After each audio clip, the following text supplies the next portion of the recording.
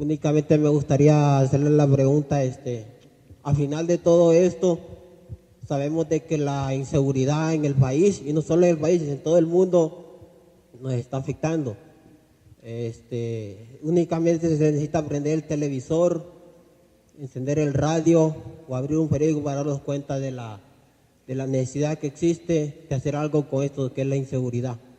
Me gustaría saber, señora rectora, qué sugerencias hace usted para poder nosotros de alguna manera poder reducir un poco más lo que son los homicidios, los accidentes y todo lo que conlleva esto, lo de la inseguridad. Como pueden ver, lo que hemos planteado es la complejidad del problema.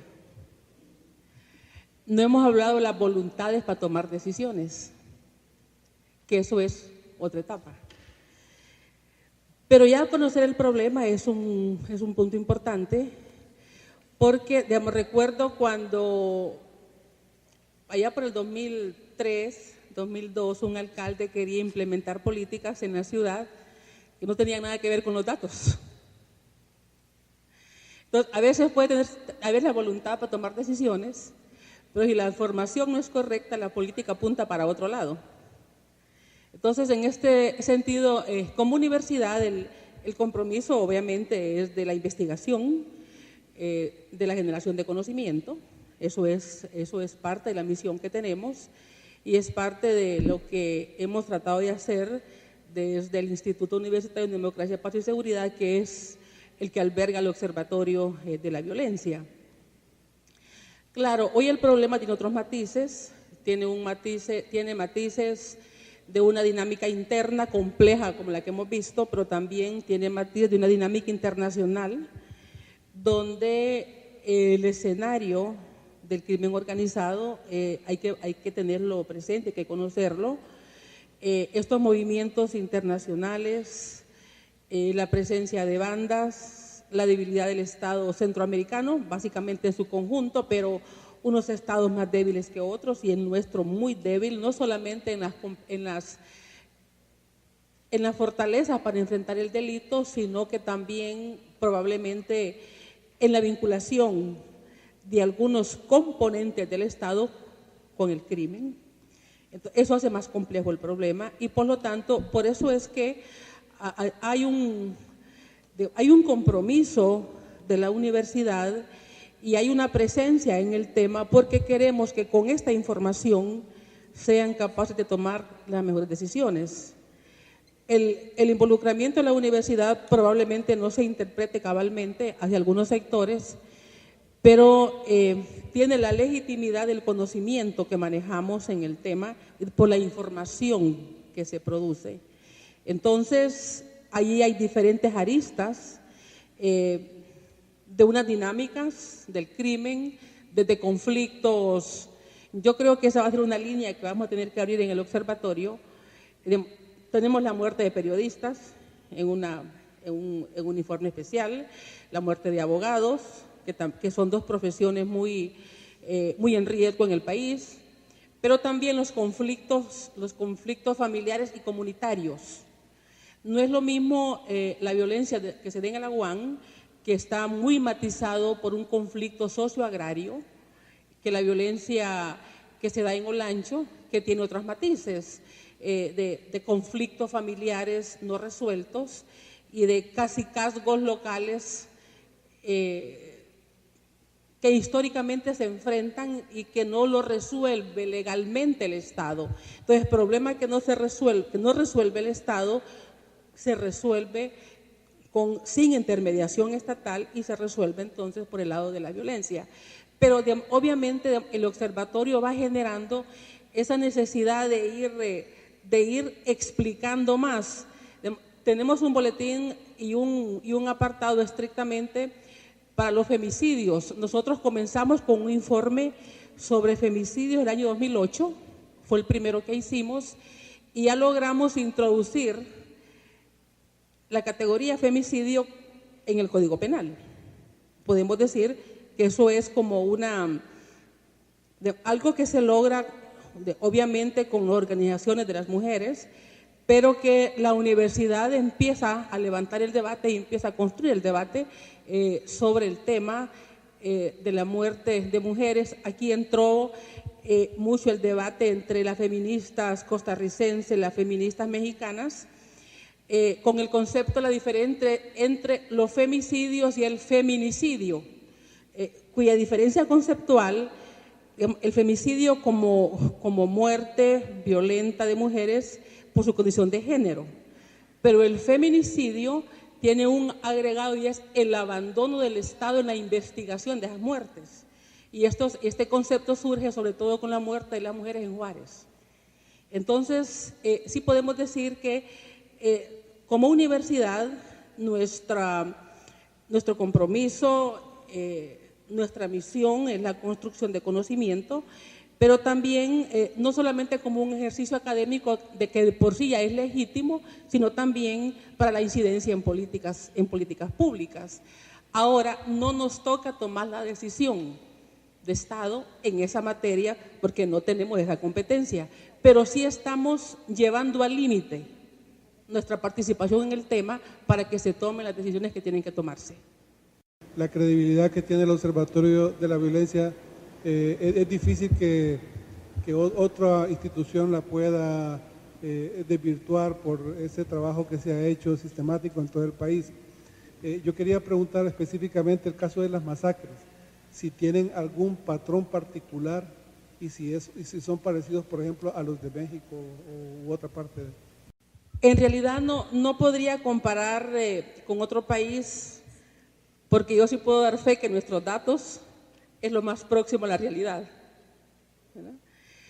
Pero no podemos decir que otros países tengan datos que lo recojan y clasifican con el mismo rigor que nosotros. Y voy a contarles por qué el SICA, que es el Sistema de Integración Centroamericano, quiso crear el Observatorio Centroamericano de la Violencia, el OCAVI, y ningún país estuvo dispuesto a poner su información transparentemente. Se hizo esfuerzos allá por el año 2009, 2008, y nos visitaron de El Salvador porque la sede sería, allá está el SICA, la sede sería en El Salvador, pero generalmente los gobiernos no les gusta dar información sobre este tema y luego no podían compararse datos de países si no se sabía la metodología de construcción del dato. De ahí que nos reunimos a nivel de académicos, como en 2 ocasiones, aquí en Tegucigalpa, en Antigua, pero nos dimos cuenta que no teníamos todos el mismo acceso a la información. Nosotros podemos decir que sí la teníamos. Entonces, no sabría decirle, por lo que leemos en los periódicos, nada más conocemos el caso mexicano, donde tiene un componente también que se agrega, y es el migrante en tránsito, ¿verdad? Que eso a México le da un elemento nuevo, un elemento diferente. Estuvimos con el Colegio de México, sobre todo con el Colegio de la Frontera Norte, haciendo esfuerzos para hacer informes en conjunto, pero tampoco pudimos avanzar con el Colegio de la Frontera Norte por las mismas razones. O sea, ellos tenían un diálogo permanente sobre migración y violencia. También en el diálogo interamericano estuvimos viendo el tema, pero no hay manera de poderle decir si tienen la misma modalidad. Lo que sí en México está pasando mucho también, por lo que conocemos, es la desaparición de personas. Hemos visto el movimiento civil mexicano que está reivindicando mucho, y no me refiero a los últimos 12 casos en el DF, sino que me refiero a una cantidad de jóvenes, fundamentalmente, que han desaparecido y que inclusive el gobierno anterior aprobó hacer un monumento. Entiendo que inclusive la reivindicación de Javier Sicilia, a quien le asesinan, un poeta mexicano que le asesinan un hijo, dio una frase muy fuerte, ¿verdad? Y creo que fue en la Casa de América en España, que dijo: el Estado que no es capaz de saber dónde están sus ciudadanos no es Estado. Aquí no conocemos, por lo menos no tenemos datos de desapariciones ya admitidas, pero se da la modalidad de cementerios clandestinos que aparecen, y ese es un dato que nos impacta en el observatorio a nosotros, porque claro, la familia se resiste a registrar a su pariente como fallecido y sigue teniendo la expectativa que está vivo, ¿verdad? Pero sí, esta modalidad del aparecimiento de cadáveres a nosotros nos hace que las cifras nos muevan en alguna cantidad, por eso siempre decimos lo más próximo a la realidad, ¿verdad?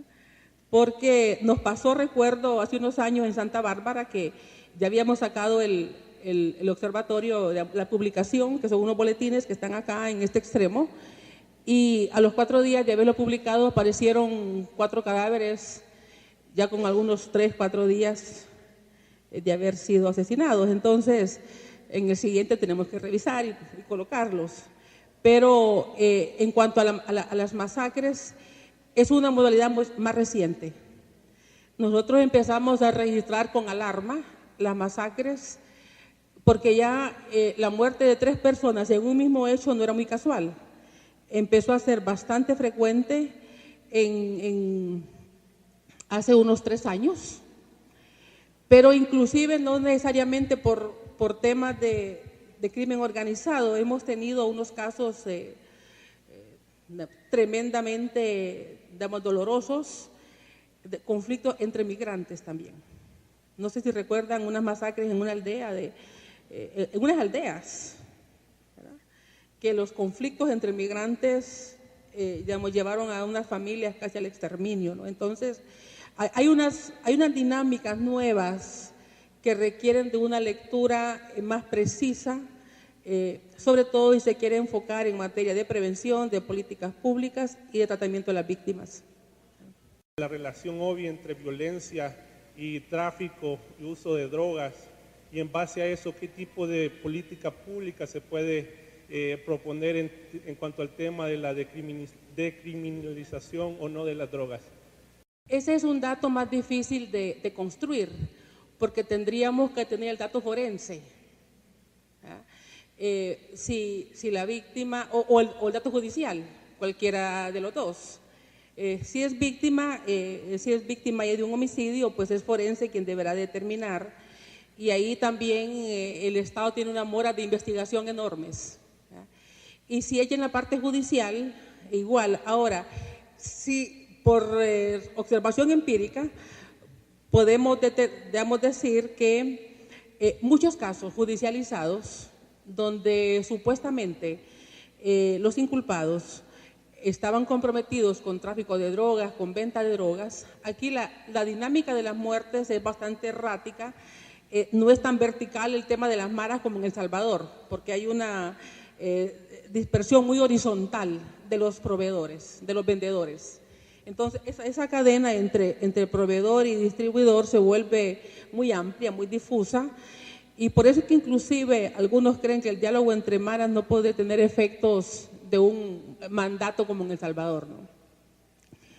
Pero no es tan fácil construir ese dato, ya sea por la parte forense o por la parte penal. Los juicios duran mucho cuando son víctimas de un estrato bajo y duran muy poco cuando son los implicados tienen un alto perfil económico, social, y cuando es delictivo pues no se conoce el perfil, pues también sale rápido, ¿verdad? Entonces por ahí no es tan fácil el dato. Que se hable en el país abiertamente despenalizar la droga, no lo miro fácil. Es un país más que conservador, de un discurso conservador, ¿verdad? Que es diferente, ¿verdad? Entonces no lo miro fácil. A veces no toman decisiones ni en otros temas menos polémicos, menos en ese que traería una polémica. O sea, los políticos le tienen miedo a esas polémicas, ¿verdad? Sí.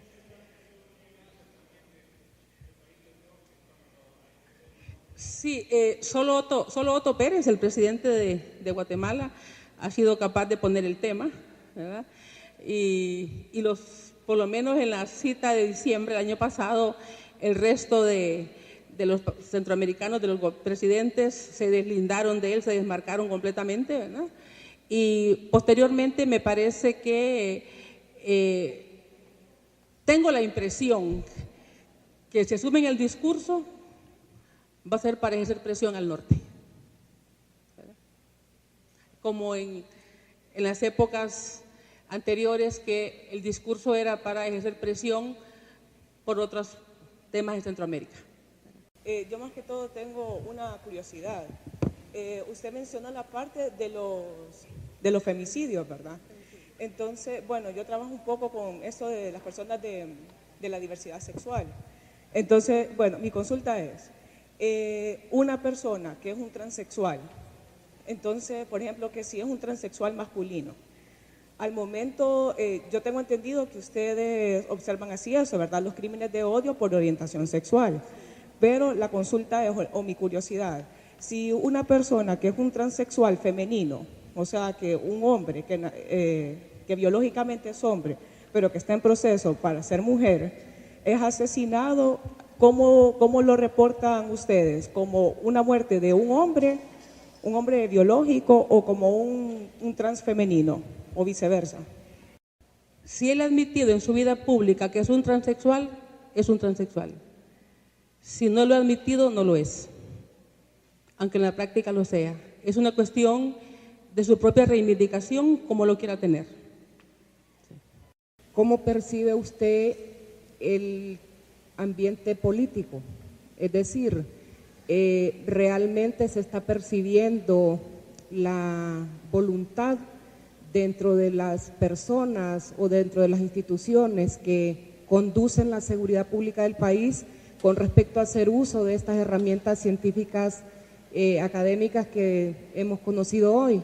Pregunto esto porque a mí me llama la atención que hace alrededor de un mes, por ejemplo, se nos anunció a la población del Distrito Central que la Secretaría de Seguridad iba a dividir el territorio en cuadrantes, haciendo uso de la teoría del plan cuadrante, que ya ha sido aplicado en algunas otras regiones del continente, algunas con éxito, otras no, pero querría saber si están dispuestos a ir más allá, a hacer el uso, por ejemplo, de esta información que localiza y que puede llevar, por ejemplo, a enriquecer la construcción de micropolíticas locales de seguridad.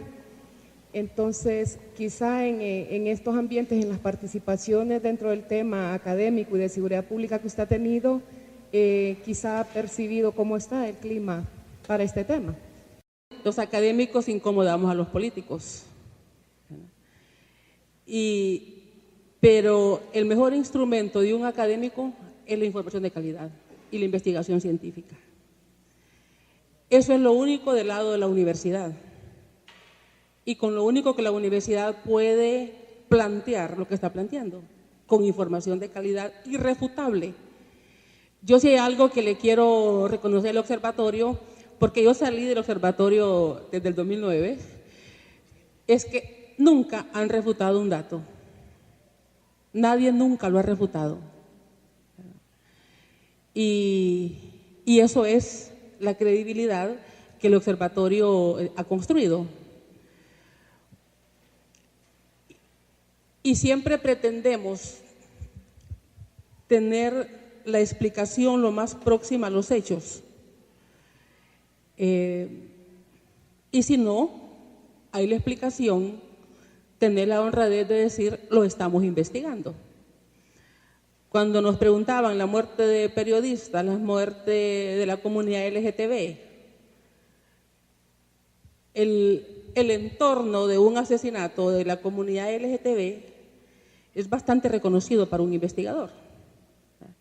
Uno lee el informe, el contexto, y uno dice, aquí hay un problema de una diferencia, una disputa, y hay elementos que son claros, Cuando es entre pareja, entran con la llave, no se violenta ninguna puerta, ¿verdad? Por lo tanto es de confianza, entró con él o entró con la llave, ¿verdad?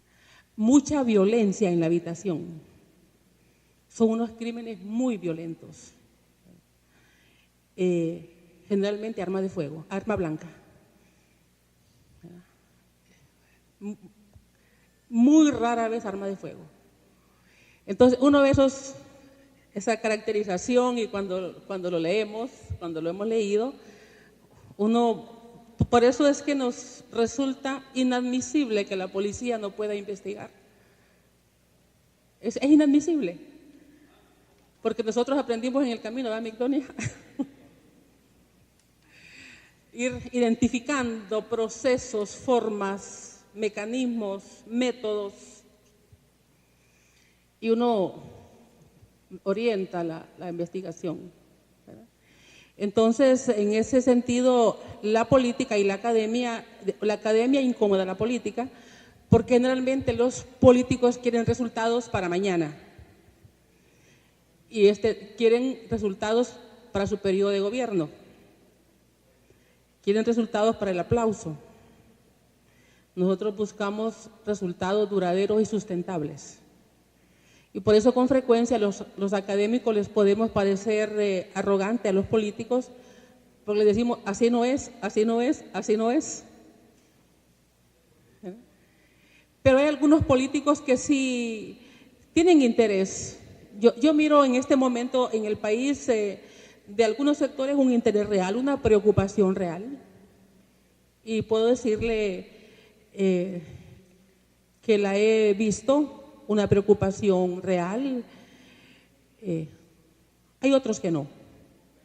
Pero yo debo decir que por lo menos a nivel de algunas iniciativas podemos encontrar un eco de un reconocimiento a un problema real que hay y el riesgo de país que esto significa en este momento, porque es un riesgo de país lo que significa.